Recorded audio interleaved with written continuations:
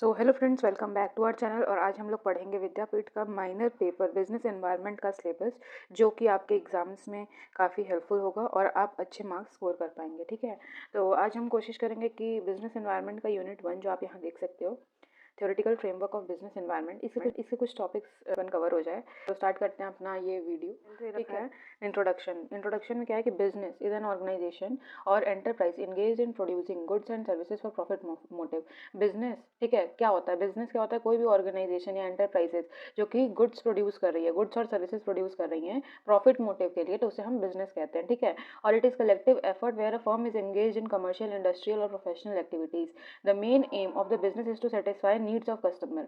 Business का main aim क्या होता है, मेन फोकस होता है कि कस्टमर्स के नीड को सेटिस्फाई करे। ठीक है, the success of every business depends on adapting itself to the environment in which its function. अब क्या कह रहा है कि जो सक्सेस होता है हर बिजनेस का, वो डिपेंड करता है उसके एनवायरनमेंट पे। तो जो बिजनेस होता है उसे अपने एनवायरनमेंट को अडेप्ट कर लेना चाहिए। जैसे ही बिजनेस एनवायरनमेंट में किसी भी टाइप का चेंज आए, तो हमारे बिजनेस को चेंजेस के अकॉर्डिंग अपने आप को चेंज कर लेना चाहिए और उस बिजनेस एनवायरनमेंट को अडेप्ट कर लेना चाहिए, तो हमारा बिजनेस सक्सेसफुल हो सकता है। ठीक है, for example with the changes in the government policies, the business needs to adapt itself with the new policies. अब देखो क्या कह रहा है, जैसे ही कोई गवर्नमेंट की तरफ से पॉलिसीज में चेंज आया, तो बिजनेस को क्या करना है कि उसे अडेप्ट करना है और न्यू पॉलिसीज फॉलो करना उसके बाद से। ठीक है, सिमिलरली एनी टेक्नोलॉजिकल एडवांसमेंट में render the existing products obsolete. अब किसी भी प्रकार का अगर टेक्नोलॉजी एडवांसमेंट होता है, तो उससे क्या होगा, हमारे जो एग्जिस्टिंग प्रोडक्ट्स होंगे, ठीक है, वो ऑब्सोलीट हो जाएंगे, पुराने हो जाएंगे। Such as the introduction of smartphones. अब जैसे हम लोग एग्जाम्पल ले सकते हैं कि जो जैसे ही स्मार्टफोन आया है ना, तो उसने क्या किया, टेलीफोन को टोटली मार्केट से रिप्लेस कर दिया। तो वही कह रहा है कि जैसे ही हमारे टेक्नोलॉजिकल एडवांसमेंट आएगा, जैसे ही, तो हमारे जो पुराने एग्जिस्टिंग प्रोडक्ट्स होंगे वो ऑब्सोल्यूट हो जाएंगे, पुराने हो जाएंगे। ठीक है, therefore it is important to have a clear understanding of the basic concept of business environment and the nature of its various components. ठीक है, business environment includes those external factors and institutions over which it does not have any direct control. अब क्या कह रहा है कि business environment में वो चीज़ें आती हैं, वो एक्सटर्नल फैक्टर्स आते हैं, इंस्टीट्यूशंस आते हैं, ठीक है, जिस पे बिजनेस का कोई डायरेक्ट कंट्रोल नहीं होता है। ठीक है, these factors affects the functioning of an organisation directly और इनडायरेक्टली। ये जो फैक्टर्स होते हैं, एक्सटर्नल फैक्टर्स होते हैं, वो हमारे बिजनेस के फंक्शनिंग को डायरेक्टली और इनडायरेक्टली दोनों तरीके से अफेक्ट करते हैं। ठीक है, these includes customer, competitors, supplier, government and the social, political, legal and the technological factors. मतलब इन फैक्टर्स में क्या क्या आते हैं, जैसे कस्टमर्स हो गए, कॉम्पिटिटर्स हो गए, suppliers, government, social, political, legal, technological factors, ये सब आते हैं। ठीक है, the set of external factors such as economic factors, social factors, political and legal factors, demographic factors and technical factors। अब देखो external factors में क्या क्या आएंगे, economic, social, political, legal, ठीक है, और demographic factors, technical factors, ये सब external में आएंगे, which are uncontrollable in nature and affect the business decisions of a firm। अब क्या कह रहा है कि जो कि uncontrollable होता है, अब जो भी external factors होंगे, जो हमारे business के बाहर के factors हैं, जिस पे business का कोई control नहीं है, ठीक है, वो अनकंट्रोलेबल हुए, uncontrollable in nature and affect the business decisions of a firm. ठीक है, और ये बिजनेस के डिसीजंस को अफेक्ट भी करेगा, तो इसी को हम कहते हैं बिजनेस एनवायरनमेंट। ठीक है, the relationship between business and its environment can explain by the following points.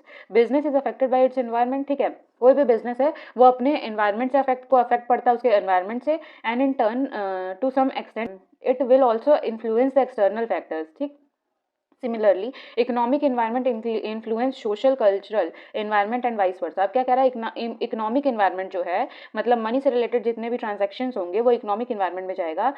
तो वो क्या इन्फ्लुएंस करता है, सोशियो कल्चरल इन्वायरमेंट, ठीक है, और वाइस वर्सा। और सोशियो कल्चरल इन्वायरमेंट जो है हमारा, वो इकोनॉमिक इन्वायरमेंट को इन्फ्लुएंस करेगा। Other environmental factors also have same relationship with each other. The environmental factors are constantly changing। जो environmental factors होते हैं वो constantly change होते हैं, ठीक है, वो fixed नहीं रहते हैं। Similarly the business is also dynamic। तो इसी वजह से जो हमारा business होता है, वैसे ही हमारा business भी dynamic होता है, constant नहीं होता है, वो भी change होता रहता है। ठीक है, one business firm by itself may not be able to change its environment। अब क्या कह रहा है कि जैसे कोई भी एक business है ना, वो खुद अकेला अपने environment को change नहीं कर सकता है, ठीक, बट अगर बहुत सारे businesses साथ में आ जाए, तो साथ में मिलकर, ठीक है, ये लोग बिजनेस एनवायरनमेंट को अपने अकॉर्डिंगली मोल्ड कर सकते हैं जैसा उनको चाहिए। ठीक, तो ये था हमारा इंट्रोडक्शन में। अब आते हैं हम अपने जैसा कि आप सबको दिख रहा होगा, अब है कॉन्सेप्ट ऑफ बिजनेस एनवायरनमेंट, ठीक है। तो अब देखो, in general sense all the businesses aims to achieve multiple objective. अब क्या कह रहा है कि जो बिजनेसेस होते हैं उनके एम होते हैं बहुत सारे ऑब्जेक्टिव अचीव करना, ठीक। A business manager identifies and set some important objectives. जो बिजनेस का मैनेजर होता है वो आइडेंटिफाई करता है और कुछ इंपॉर्टेंट ऑब्जेक्टिव्स को फिक्स करता है, जैसे survival, stability, growth, profitability and efficiency, ठीक है। Enterprises needs to balance these objective. और जो हमारे एंटरप्राइजेज हैं, हमारे बिजनेसेस हैं, उन्हें क्या करना है, इन ऑब्जेक्टिव्स को बैलेंस करके चलना है, ठीक है। Profit is the biggest stimulus for the survival of the business and its future development. अब जो प्रॉफिट है वो सबसे बड़ा स्टिमुलस है, ठीक है। मतलब प्रॉफिट की वजह से ही हमारा जो बिजनेस है उसका सर्वाइवल हो पाएगा और उसका फ्यूचर डेवलपमेंट भी हो पाएगा, ठीक है। उसी पर डिपेंड करता है, प्रॉफिट पे ही। अब क्या कह रहा है, there is always a risk involve in business and profit is the reward for taking the risk. अब क्या कह रहा है कि जब भी कोई बिजनेस करेगा, स्टार्ट करता है या कर रहा है, तो बिजनेस करने में हमेशा रिस्क इन्वॉल्व रहता है, ठीक है। और प्रॉफिट ही वो रिवॉर्ड है जो मतलब रिस्क लेने पे लोगों को वो करता है, इनकरेज करता है कि हाँ मतलब हमने ये रिस्क लिया और इन रिटर्न हमें प्रॉफिट भी हो सकता है, तो लोग प्रॉफिट के लिए ही रिस्क को बियर करते हैं, है ना। Businesses can be established, but it is difficult to survive in this competitive world where whole world is one market. अब क्या कह रहा है, बिजनेस तो एस्टेब्लिश हो जाएगा, उसमें कोई प्रॉब्लम नहीं होती है, बट उसको सर्वाइव करवाने में, क्योंकि ये वर्ल्ड जो है कॉम्पिटेटिव वर्ल्ड है, यहाँ बहुत सारे बिजनेसेस ऑलरेडी रन कर रहे हैं मार्केट में, ठीक है। तो बिजनेस स्टैब्लिश करने में प्रॉब्लम नहीं आती है, बट उसे सर्वाइव करने में थोड़ी प्रॉब्लम देखने को मिलती है। Whole world competitive world where whole world is one market, जहाँ ये जो पूरा वर्ल्ड है ये एक पूरा मार्केट है, तो it is important for the business to scan the environment. तो अब जब भी हमने नया बिजनेस स्टैब्लिश किया तो हमारे लिए एक बहुत इंपॉर्टेंट चीज़ हो जाता है कि हम बिजनेस एनवायरनमेंट को स्कैन करें पहले, कि कैसा कैसा माहौल चल रहा है एनवायरनमेंट में।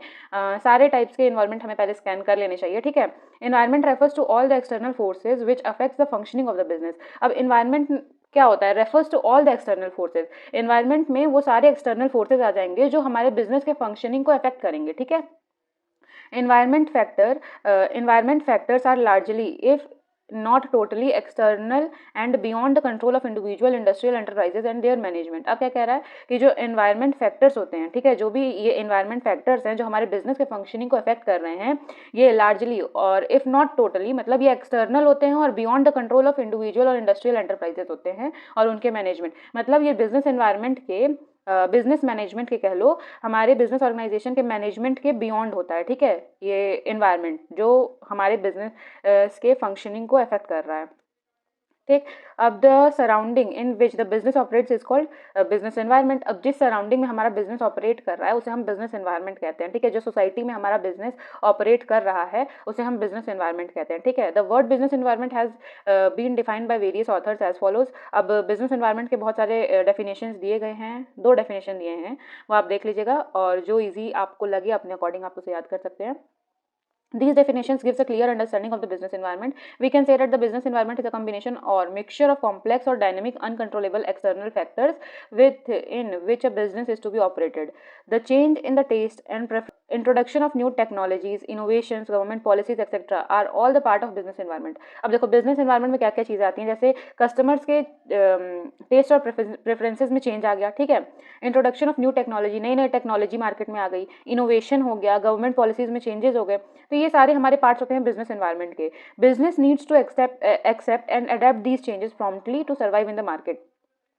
अब चेंजेस तो आ गए हमारे इन सब चीज़ों में, ठीक है, कि टेस्ट और प्रेफरेंसेस में चेंज आया, न्यू टेक्नोलॉजी आ गई, इनोवेशन हो गया, गवर्नमेंट पॉलिसीज में चेंजेस हो गए। तो अब बिजनेस को क्या है कि बिजनेस को इन चेंजेस को एक्सेप्ट करके अडेप्ट करना होगा मार्केट में सर्वाइव करने के लिए, ठीक है। So it is necessary for the business to analyse the business environment. तो इसीलिए हमारे बिजनेस के लिए एक बहुत इंपॉर्टेंट चीज़ है कि वो बिजनेस एनवायरनमेंट को हमेशा स्कैन करता रहे, ठीक है, एनालाइज करे, स्कैन करे और एनालाइज करे, ठीक है। नेचर ऑफ बिजनेस एनवायरनमेंट आता है अब अगला टॉपिक हमारा। अब देखो नेचर ऑफ बिजनेस एनवायरनमेंट में हमारा पहला है कि इंटरनल और एक्सटर्नल एनवायरनमेंट, ठीक है।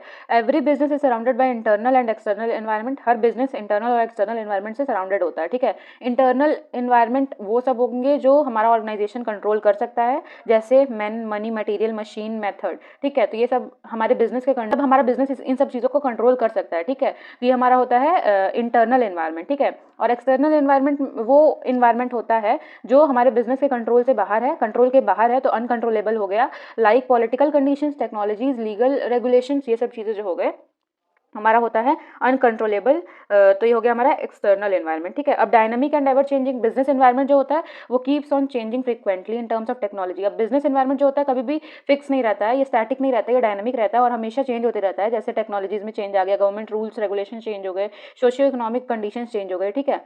तो उसकी वजह से ही हमारा जो बिजनेस है, बिजनेस भी डायनामिक होता है, ठीक है। अब अगला है कॉम्प्लेक्सिटी ऑफ एनवायरनमेंट। क्या कह रहा है कि business environment cannot be easily analyse because of too much complexity involve.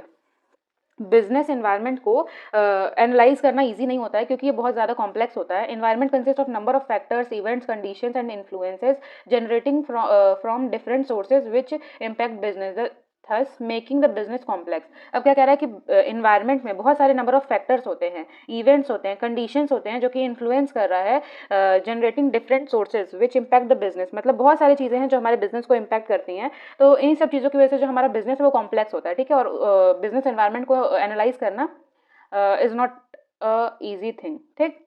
Inter relatedness. अब क्या कह रहा है, factor of business environment are related to each other.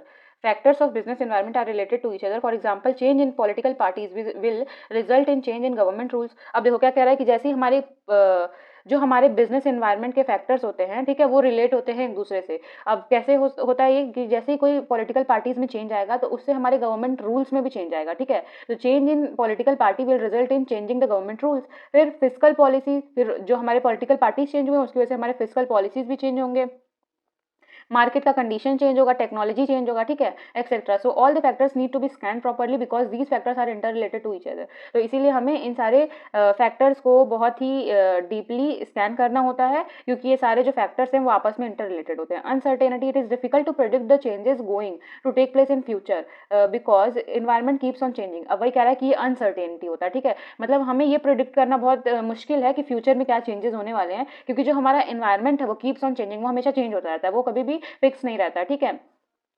और ये जो चेंजेस हैं ये अनकंट्रोलेबल भी होता है, ठीक। तो business can only try to combat from these challenges. For example, in case of fashion industry, changes take place so frequently, economy could collapse anytime. अब वही कह रहा है फैशन इंडस्ट्री में क्या है, चेंजेस जो हैं वो बहुत ही फ्रिक्वेंटली होता है, बहुत जल्दी जल्दी चेंजेस आते रहते हैं, ठीक है। Impact means the effect of environment on business. Business environment has both long term और short term impact on businesses होता है। फॉर एग्जांपल, डिफरेंट फर्म्स में get influence directly from change in monetary policy. Impact, वही impact की बात कर रहा है कि जब चेंज होगा कोई भी बिजनेस एनवायरनमेंट में तो वो हमारे बिजनेस को बहुत ज़्यादा इम्पैक्ट करता है, ठीक है। अब इंटरडिपेंडेंस क्या है, अब business firm and its environment are mutually interdependent. अब जो हमारा बिजनेस फर्म है और जो उसका इन्वायरमेंट है, बिजनेस ऑर्गेनाइजेशन का जो इन्वायरमेंट है वो म्यूचुअली इंटरडिपेंडेंट होता है। The economic status of a country affects the development of technology और it may change the lifestyle of people. जो इकोनॉमिक स्टेटस होता है किसी कंट्री का, उससे क्या होता है कि वो अफेक्ट करता है हमारे डेवलपमेंट ऑफ टेक्नोलॉजी को, ठीक है। उससे हमारे डेवलपमेंट ऑफ टेक्नोलॉजी में चेंज आएगा और उससे क्या होगा, हमारे पीपल मतलब हमारे कंट्री के पीपल के लाइफस्टाइल में चेंजेस आएंगे, ठीक है। तो ये हमारा नेचर ऑफ बिजनेस एनवायरनमेंट, जिसमें हमने देखा इंटरनल, एक्सटर्नल, डायनामिक और एवर चेंजिंग होता है हमारा बिजनेस एनवायरनमेंट। कॉम्प्लेक्स होता है एनालाइज करने के लिए, ठीक है। इंटर रिलेटेडनेस, अनसर्टेन होता है, इम्पैक्ट होता है उसका बहुत ज़्यादा हमारे बिजनेस पे, इंटरडिपेंडेंस होता है, ठीक है। ये था हमारा नेचर ऑफ बिजनेस एनवायरनमेंट। अब आते हैं अगले टॉपिक पे जो कि है हमारा स्कोप ऑफ बिजनेस एनवायरनमेंट। अब देखो स्कोप में क्या है, इंटरनल और external environment. Internal environment include all those factors which are within the organisation and impact its strength और cause weakness in the business. अब क्या कह रहा है, इंटरनल एनवायरनमेंट में वो सारी चीज़ें आती हैं जो कि ऑर्गेनाइजेशन के अंदर होती हैं और स्ट्रेंथ और वीकनेस हमारे बिजनेस में लाती हैं। जैसे इन इफिशियंट ह्यूमन रिसोर्सेज, ठीक है, इनएफिशिएंट ह्यूमन रिसोर्सेज हैं और मतलब जो हमारे एम्प्लॉयज़ हैं वो इनएफिशिएंट हैं, मतलब प्रॉपरली वर्क नहीं कर रहे हैं और बहुत ज़्यादा छुट्टियां ले रही हैं, तो मतलब और उतना ज़्यादा जितना आउटपुट प्रोड्यूस होना चाहिए उतना प्रोड्यूस नहीं हो पा रहा, तो इनएफिशिएंट ह्यूमन रिसोर्सेज हैं, सुपीरियर रॉ मटेरियल एक्सेट्रा। ये सब चीज़ें हमारे इंटरनल एनवायरनमेंट में आता है जो कि कंट्रोलेबल होता है एक बिजनेस ऑर्गेनाइजेशन द्वारा और ये विद इन एन ऑर्गेनाइजेशन होता है, ठीक है। तो ये हमारा ऑर्गेनाइजेशन खुद कंट्रोल कर सकता है। External environment include those factors which are beyond the control of business and are outside the organization। अब external environment जो हमारे बिजनेस के कंट्रोल के बियॉन्ड होता है, बाहर होता है, ठीक है, और आउटसाइड होता है ऑर्गेनाइजेशन के। They provide opportunities and poses threat to business. अब क्या कह रहा है कि ये हमारे ऑर्गेनाइजेशन को अपॉर्चुनिटीज़ भी देता है और थ्रेट्स भी देता है, ठीक है। For example changing in political conditions, technological change. अब एग्जांपल क्या है, अगर पॉलिटिकल कंडीशंस में चेंजेस आए, ठीक है, और टेक्नोलॉजी चेंजेस हुई, तो ये हमारा आता है एक्सटर्नल एनवायरनमेंट में। Specific and general environment. Specific environment include the external forces that directly impact or influence organization decisions and actions and are directly relevant to the achievement of organizational goal। अब क्या कह रहा है, specific environment में वो external forces आते हैं जो हमारे बिजनेस के डिसीजंस और एक्शंस को डायरेक्टली इम्पैक्ट करें और इन्फ्लुएंस करें, ठीक है, और जो हमारे बिजनेस और ऑर्गेनाइजेशन के गोल को, मतलब अचीवमेंट ऑफ गोल को डायरेक्टली रिलेवेंट होते हैं, ठीक है। The main forces that make up the specific environment. हाँ, अब देखो मेन हमारा वो क्या है, फोर्सेज कौन से हैं जो हमारे स्पेसिफिक एनवायरनमेंट में आते हैं, तो उसमें आ जाएगा कस्टमर, सप्लायर, कंपटीटर और प्रेशर ग्रुप्स, ठीक है। जनरल एनवायरनमेंट क्या होता है, include economic, political, legal, socio cultural, demographical, technological and global conditions that affect the organisation. अब इस जो जनरल एनवायरनमेंट है इसमें ये सारे फैक्टर्स आते हैं, जैसे economical, political, legal, socio cultural, demographic, technological और ग्लोबल कंडीशंस में कुछ चेंजेस आते हैं, तो वो हमारे जनरल एनवायरनमेंट में आता है, ठीक है। External forces do not affect the organisation to a great extent. अब क्या कह रहा है, जो एक्सटर्नल फोर्सेज होते हैं वो हमारे ऑर्गेनाइजेशन को ज़्यादा लार्ज स्केल पे अफेक्ट नहीं करता है, but organisations must plan, but जो ऑर्गेनाइजेशन है उन्हें प्लान रखना चाहिए, प्रिपेयर पहले से, organise, lead and control their activities taking into account these factors. मतलब ये फैक्टर्स पे जो जो ऑर्गेनाइजेशन है इनको पहले से प्लान रखना चाहिए, प्रिपेयर करके, ठीक, और कंट्रोल रखना चाहिए इन एक्टिविटीज़ पे। अब देखो micro environment and macro environment. Micro environment impacts the working of a particular business. अब माइक्रो इन्वायरमेंट ऐसे इन्वायरमेंट होंगे जो कि एक पर्टिकुलर बिजनेस को इम्पैक्ट करे, ठीक है। It has direct impact on the business activity, और ये जो इन्वायरमेंट होगा इसका बिजनेस पर डायरेक्ट इम्पैक्ट पड़ेगा। It includes customer, supplier, market, intermediaries, competitor. जैसे एक बिजनेस फर्म से रिलेटेड जो इन्वायरमेंट होगा उसका जो उसको डायरेक्ट इम्पैक्ट करेगा, तो वो हमारा माइक्रो इन्वायरमेंट में आता है। These factors are controllable to some extent, और ये फैक्टर्स जो होते हैं वो कुछ हद तक कंट्रोलेबल होते हैं, ठीक। तो ये होता है हमारा माइक्रो इन्वायरमेंट जो कि इम्पैक्ट करता है हमारे किसी पर्टिकुलर बिजनेस को। अब देखते हैं मैक्रो इन्वायरमेंट में क्या आता है। तो अब देखो macro environment is general environment that impacts the working of all businesses. अब मैक्रो इन्वायरमेंट में वो सारी चीज़ें आएंगी जो हमारे सारे बिजनेसेस को अफेक्ट करेंगी, और ये अनकंट्रोलेबल होता है, और ये हमारे बिजनेस को इनडायरेक्टली अफेक्ट करता है। पॉलिटिकल कंडीशंस में चेंजेस आए, ठीक है, इकोनॉमी में चेंजेस आई, टेक्नोलॉजी में चेंजेस आए, तो ये आता है हमारा मैक्रो इन्वायरमेंट के अंदर। अब कंट्रोलेबल और uncontrollable, all those factors which are govern by business comes under controllable environment. अब वो सारे फैक्टर्स जो हमारे बिजनेस गवर्न कर सकते हैं, कंट्रोल कर सकते हैं, मतलब गवर्न कर सकते हैं, तो वो हमारा कंट्रोलेबल इन्वायरमेंट के अंदर आएगा। Internal factors are treated as controllable factors. अब जो भी इंटरनल फैक्टर्स थे हमारे, उन सबको हम कंट्रोलेबल फैक्टर्स की तरह ट्रीट करेंगे, जैसे man, material, labour, machine, money, ये सब, ठीक है। Uncontrollable factors are external and are beyond the control of business. अब जो अनकंट्रोलेबल फैक्टर्स होते हैं वो एक्सटर्नल फैक्टर्स होते हैं और beyond the control of business होते हैं, मतलब हमारे बिजनेस के कंट्रोल से बाहर होते हैं, लाइक टेक्नोलॉजिकल चेंजेस हो गया या फिर लॉ रिलेटेड चेंजेस आ गया, ठीक है। तो ये था हमारा। तब आई होप कि आपको आज के सारे टॉपिक्स क्लियर हो गए होंगे, और अगर आपको फिर भी कोई डाउट रहता है तो आप मुझे कमेंट सेक्शन में इन्फॉर्म कर सकते हो। और अगर आपको मेरा पढ़ाई हुआ थोड़ा भी अच्छा लगा तो आप इस वीडियो को ज़्यादा से ज़्यादा लाइक करें और अपने सभी फ्रेंड्स के साथ शेयर करें। और अगर आप मेरे साथ ऐसे ही फर्दर आगे पढ़ते रहना चाहते हैं तो आप मेरे चैनल को सब्सक्राइब कर सकते हैं। थैंक्स फॉर वॉचिंग, मिलते हैं नेक्स्ट वीडियो में, तब तक के लिए बाय बाय, टेक केयर।